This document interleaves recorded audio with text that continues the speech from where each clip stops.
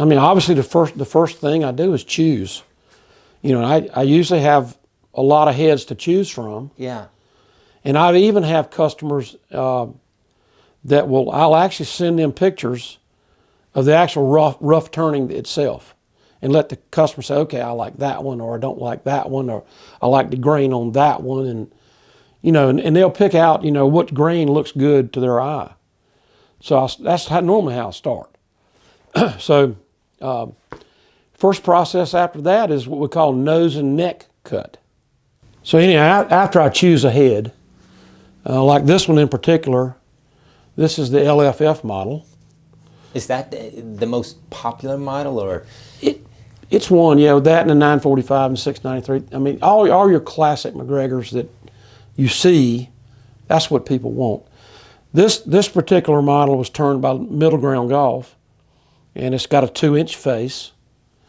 And this is how it's jacked into the turning lathe. So this turns in the lathe, and it's got a cutter head that starts here at the top. And as it's turning, this cutter head is revolutions is high revolution. It cuts and it follows a master. The master turning, it follows that. And so it gets down to that.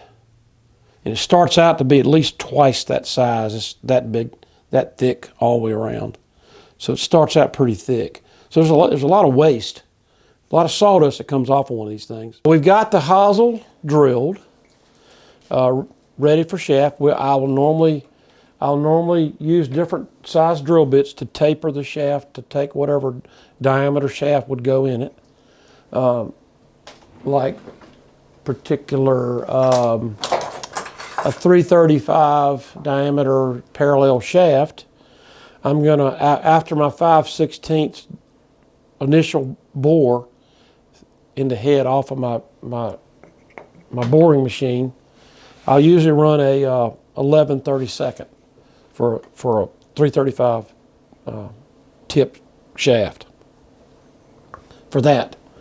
Now, if you wanted the S300 shaft, which is a 294 taper tip, I'm gonna have the 5/16 main bore, and I'm gonna step drill it. I'm gonna step drill about halfway down with a 21/64. So that tapered shaft is going to fit perfectly into that hosel. The tip will barely be sticking out, so that when I glue it all up, the tip will be sticking out, and I'll turn a dowel down to fit the inside of that shaft. So after I've glued the shaft, then I'll glue that dowel in. Sole plate's already down. Okay. So then my next step is to go into the final sanding stage. So I'll start that process after all this is glued. I'll sand the sole plate down on my. You sand it before doing the scoring lines, or? Yeah, I'm gonna get all that. I didn't lose a spot on that part, but anyhow, so after I've got the shaft glued, rough glued, sole plates rough glued, and then I'll go to my 3-inch belt. 132-inch belt, and I'll take those screws down, the sole plate screws, take the shaft that's sticking out, a little bit of the shaft, take it down flush. So now I've got that flush. So now I'm going to start to turn the neck down, to get the neck to shape. So my next step is a 2x42-inch 40 grit belt. So I'll hog that neck down, rough it down, and get it close to shape that I want. Then I go to my 1-inch belt, which I usually run about 60 grit on it, 1 inch by 42. And all this is, I got a vacuum to go into everything. So all this dust and everything is being vacuumed up and goes outside. So I'll get that neck shaped pretty close with my 1-inch belt. Let me ask you a question on that. Yeah. You said 1 by 42. Yeah. Why is it important that it's 42 and not 36 or 72? It's just the way, you can get different length belt, but my machines are set up for 42. That's a 2-inch by 42 and a 1-inch by 42. And this machine here is a 3-inch by 132-inch. So I got a whole lot of sanding area right here on that wheel. I guess that's what, a 16-inch wheel or something like that. So I can do a lot on that. It's a nice flat surface too. So I can work flat surfaces, rounded surfaces, however I want to put it on there. So after I got the neck 90% shaped off the 1 inch, then I go to that 100 grit on my pump sleeve, and then the pump sleeve is a pneumatic sander, so I can shape that neck and I can get it really, really close, so that and I'll get the swan neck look on it there. So now the head is ready to go to final sanding. I mean, I got the shaft installed, neck turned, everything's dressed down on the plate. The sole plate, the insert area has all been smoothed over exactly. The loft and the rolling bulge is set. So now all I got to do is get it to the final stage to start the finish process. So then I'll take it to 120 grit on the pump sleeve, get it all sanded down smooth. Then I'll go to 180 grit, and that really smooths it down. 180 is close. And from there, I'll usually go ahead and put in my bottom screw from the for the tip screw. I don't use a back screw in my builds. Some club makers, they'll run a back screw through the shaft. I don't see where that's necessary. A tip screw is all you need in case the shaft were to slip or come loose from the epoxy. There's enough epoxy in there, especially nowadays with the epoxies, created now, that it's not going to come loose. Now, back in the old MacGregor days, they used some kind of pitch.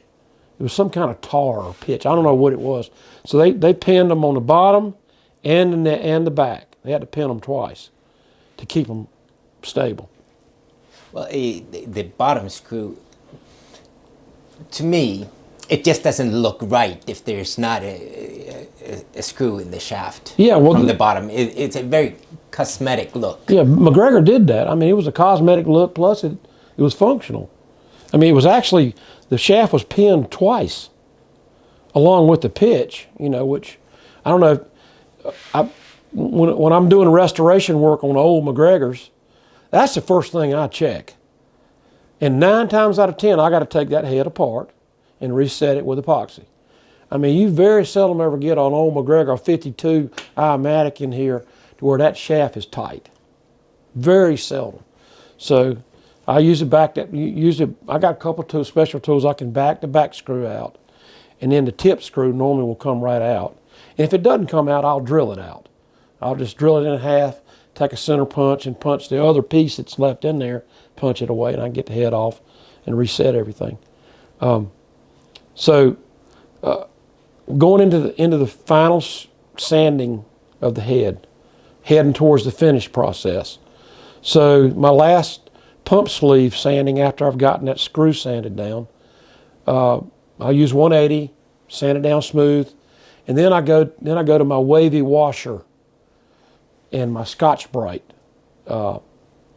machine sander, and I use that for taking all the fine line sandings that's left in the wood that you can see. Sometimes you can't even see them. If you put them under a magnifying glass, you can see them. But that little trick, that Scotch-Brite and that wavy washer, not a lot of force holding it to it, but lightly sand it, and it'll take it all away. It's perfectly sanded. And then I've got another tool that I use. It's made by Sandrite. So you guys that are out there in the group and you're looking for a good tool, go to Sandrite Manufacturing, and you can still buy that tool. And it's a big flat wheel. I use about 300 grit, 280 grit on it, and it smooths all the contours, the skirt top, the skirt line, any contours along the bottom. The face contours, it smooths them all out, and on the sole plate it leaves a nice, almost a sandblasted finish on the sole itself. So All the sand lines are gone. The head's ready to go. And then the last thing I do is I have a steel wool roll machine. I've got steel wool. It's unoiled steel wool, like I think it's 3/0 or 4/0 steel wool, and I got it on an arbor. So, and I steel wool the whole head. And I don't know what grit steel wool will be, that 4/0 or 2/0, whatever it is. But it's very fine. It's a very fine grit. But I do the whole head just like I'm doing it with my 180. And then when I do the sole plate with that steel wool, it leaves such a beautiful matte on that metal. You can't really tell it doesn't look like it's sandblasted, but you can't see any sand marks at all left on it. But it's abraded enough that the paint has something to grab hold to. So the paint it's not gonna come off. So now the head is ready to start finish process. Head is completely sanded. We got it ready to go into the finish process. Okay, so the first thing that I do to start my finish process, I do a thing I call make a face. I call it make a face. I make a face, and every wood has its own face. They're not all created equal, and a lot of the face is designed like normally when I'm going through my sanding process, I will sand like the heel of a face over here on the heel side. I'll make that face nice and rounded right there, and I'll try to sand to where the edge of the face is a little bit above the neck, so I got a definite face line that I can physically see. And in the toe area, that's another bend in the face. I make sure that face is rounded. The toe is rounded.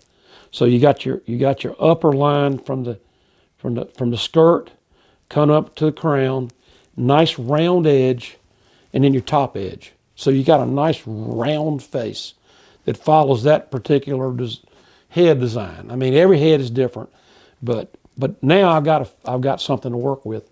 So I use an artist brush, a square edge artist brush. It's a fine artist brush, and I use dipping brushing lacquer. It's a brushing clear lacquer. I think Minwax makes it. A lot of different paint makers they make the same thing, but it's this clear brushing lacquer. Okay, so I set the club in my vise underneath my magnifying glass, and I take my artist brush and I create the first lines that I create is from the insert out to the heel.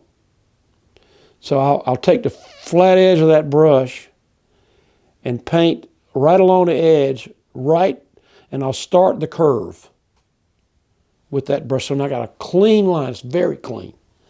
And then I change angles. So I've already got the curve created.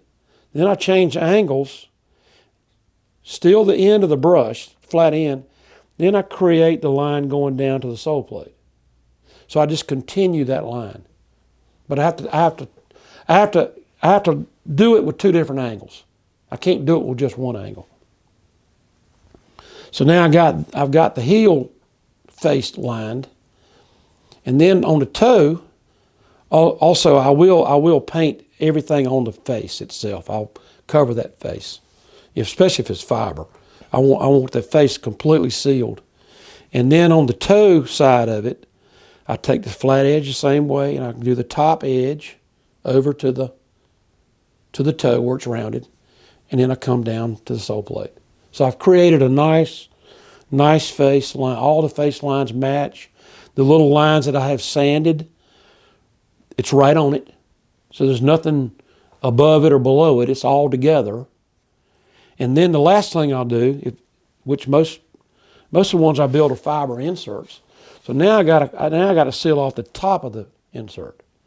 Using that straight edge again, I'll go right up to the wood, to the edge of the wood. I don't get on the wood, but right at it, and I seal off the top of the insert. So now it's ready to stain. Okay. Ready to stain. I mean, I got everything sealed off. It doesn't take lacquer but 10 minutes to dry. Doesn't take long That at all. fast, It's huh? real quick. Yeah. So, and the stains that I use is called an aniline dye. It's a water-based stain. It's Cling Spore, the woodworking shop, Cling Spore, you can get it there. I mix up my own. I buy it in liquid form, and I mix up and make my own, dye. Do you use regular water or do you use distilled water? No, I just use regular water. Regular water. Yeah. Do you heat it up? Nope. That's the beauty part about the oil hardening solution. That wood it stabilizes the wood, and the stain will go on smoother and more even with that stuff. If you didn't do that, you could get all kinds of weird patterns in the wood, and where one side of the wood's going to take it up a little bit different than the other. So it's better, I think. It's better. So aniline dye it, and I've got several methods that I use for that. Usually it's just one dip. I'll dip it in my container. I'll bring it out. I got paper towel ready to go, and I'll wipe it nice and clean. Make sure I have there's no extra left on there to dry, and sometimes like if I'm doing a restoration, sometimes the face lines, you got old face lines in there, and I'll smack it and make sure there's no left dye inside of a line that could bleed out on the ends, okay? But I'll get that. So now the head is stained. So after that dries, I'll usually let it dry. Water dries in a couple of hours, But most of the time when I'm doing this, I'll usually have a whole rack, so I'll come back the next day or that. I'll let it dry at least half a day. And then I use oil-based grain filler. So I fill the head. I got filler. So that's a whole other process, but I basically take one club at a time, and I might do 5 clubs at a time.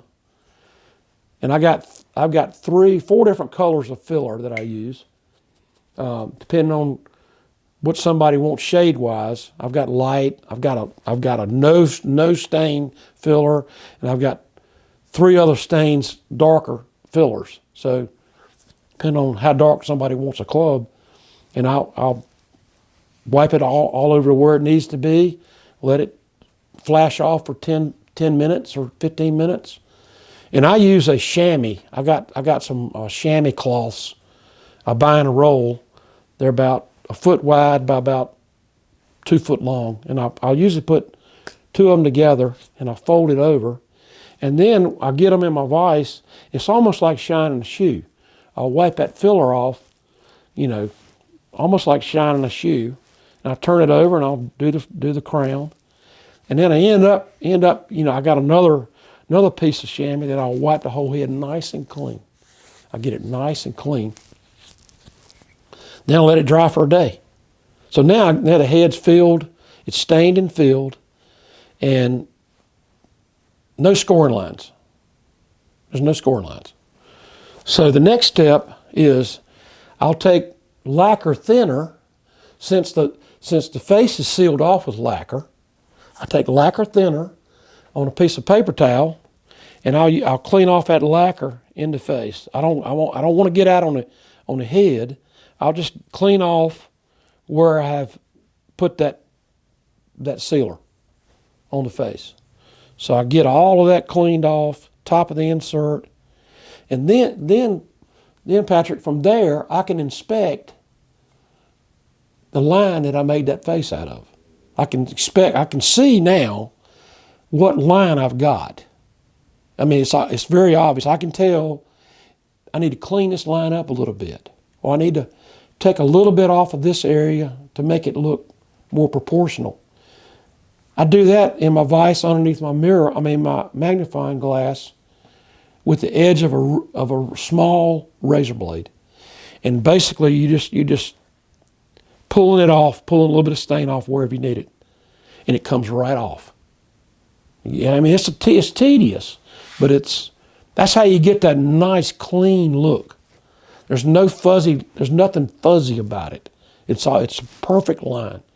So now I've created the face that I want, and I hadn't even got a score line in it yet.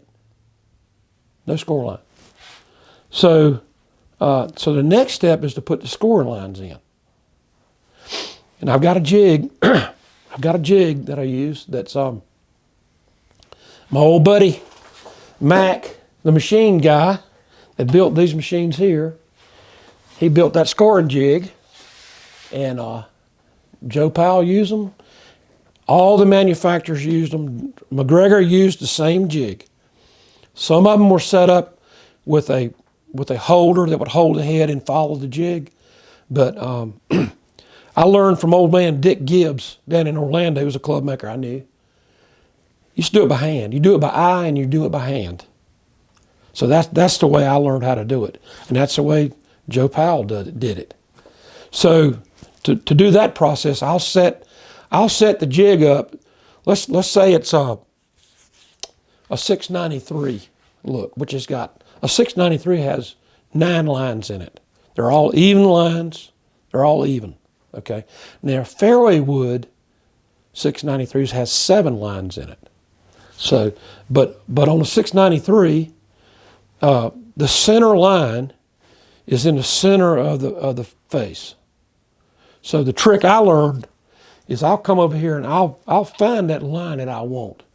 I'll pencil it in. In other words, I'll take something and lay a line across, and I'll look at it and I'll say, okay, that line looks exactly where I want it. So then when I go to my jig, I'll have 7 blades in that jig. I'm only looking at the center blade. That's the only blade I'm looking. So I'm following that line with my center blade. So I'll get my first 7 in there. Now remember now, face is got a little bit of bulge in it. So the center blade is going to be the right depth. Now the upper line is not going to be the right depth, and the lower line is not going to be the right depth. So then I gotta go back through and tilt, finish those lines up, tilt, finish the bottom lines up. Now if it's a driver, it's got 9 lines. So I got to add a line, top and bottom. So it's got 7 in it, right? So now I just move over 1. So I follow the 7, but it's 1 down. So now I get my top line. Same thing for the bottom line. I just move over 1 and get my bottom line. So now I've got my scoring lines. And I'll try to finish. I try to finish my scoring lines so that on the face line that I've created, I want my scoring line to go just past the line that I've created. They're not way over to one side. You see some clubs, the scoring lines will be ½ inch from the face line. That's not the way MacGregor did it. You know, not the way Joe Powell did it. I mean, that's who I follow. So, but that's how I do it. And even on some particular clubs, to get that look that I'm looking for, I actually I'll get the face scored. Say I got a top line that's not exactly where I want it. I'll just put 1 blade in that jig, and I'll do that 1 line. So I'll get it where it finishes out, where I want it. And that's how I do my scoring. It works. Works for me anyhow.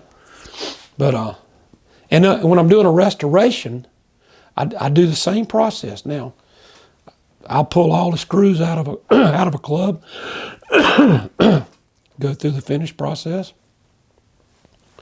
The last thing I do on the restoration is I run those score lines, but I'll do it one line at a time with my jig. So I don't use a hacksaw blade. The only time I use a hacksaw blade is if I don't have a line at all to go by. I'll get me something started, and I'll finish it on that jig over there. That jig, everybody that works on clubs needs one of those. Yeah. Okay, so from that point, then we're running face screws. Got to put face screws in. Got to figure out a spot where the face screws go, And I'll usually take a pencil and mark where I want the screws to go. And that's a lot of eyeball too. You're eyeing that. Okay, that looks nice and square. If it's 693, it's got four screws. So I want 2 vertically, and then if you take the space vertically and go out to the toe or out to the edge of the insert, you half it. So then that diamond, those 4 screws, are going to be even in there. And I'll usually mark it with a pencil. What type of screws do you use? Usually the normal screws that I use for a build, I use a number 4. That's the size of the screw, Phillips. They used to have a thing called read and prints, but you can't get those anymore. So I found a source that's making Phillips that similar to read. They've got a little bit more of a sharper, where your screwdriver goes in. If you had to manually screw them down, they got a pretty sharp edge. So it's close. So number 4. To the naked eye, can you tell the difference? I hadn't had any complaints, so no. I mean, yeah, if you hold a read and prints up next to it, right? Yeah, you could see the difference. Yeah, but I mean, for what I do, it's fine. So then I'll usually I have 2 drillings. I'll usually run a 3/32 in. No, sometimes I'll run a 16th in to get that hole started. Depends on where it is on the insert. But I'll usually run a 3/32, and then I'll pop in right behind the 3/32. Just on because the screws have got a little neck on them below the thread.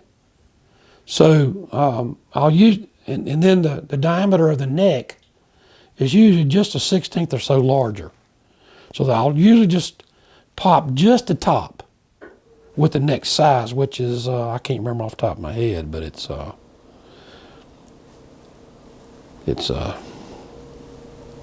7/64. Yeah. Yeah, 7/64. That's the next size up from 3/32. Yeah.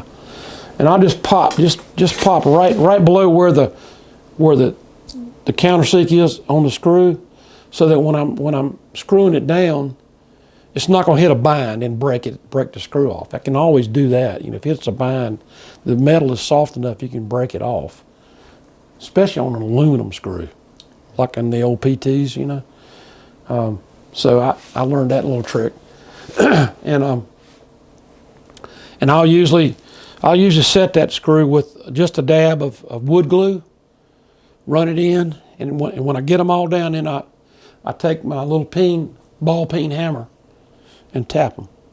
So if there's an edge, it might be up just a little bit, it'll bend it down flat. I've got the face holes drilled and countersunk. Install the face screws, number 4 screws, and then I'll dress those screws down using my 3x32-inch belt. Yeah. And then I'll finish sanding them on 180 in steel wool. So now we're ready for the sealer coat. After I've already stamped the heads, got the stampings in. So now I'm ready for my sealer coat. So my first coat, I use a product called Diamond Clear, and it's a 1K urethane. It's used. They use it in all kinds of. You can finish a car with it. It's used in the fishing industry for sealing fishing lures. It's one of those type of materials that it's very stable, and it'll adhere to that filler coat, and it takes about 2 days to dry. It takes forever to dry, but once it's on there, once I spray it on there and get a nice coat on, seals off everything real nice. Now, for time-wise, I've discovered that since I can't use PP poly anymore from the old days, a 2-part system, I use just regular Minwax polyurethane. It dries, stuff dries. I usually let it dry 24 hours before I recoat.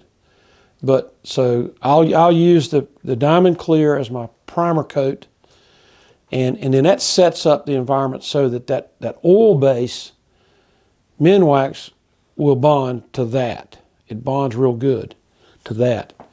So that's my second coat. Let it dry, and then after the second coat, then at that point, after coat 2, that's when I detail all my scoring lines, paint, the stamping color paint. I do all that, and I usually use latex paint for that. I use some oil, like a Tester's oil color. I like their gold. The gold flake Tester is really pretty. I use that a lot. So I put that in there, wipe it off, and I'll usually let that dry for a couple of hours. Then I steel wool the whole head. Steel wool, whatever residue of that paint line, paint colors that are on the head comes right off on the steel wool process. Then I go to third coat, let it dry overnight. Fourth coat, let it dry overnight. Steel wool in between coats, and then the final coat that I use, if somebody wants gloss, then that final coat is gloss. If somebody wants a satin finish, the final coat is satin or semi-gloss.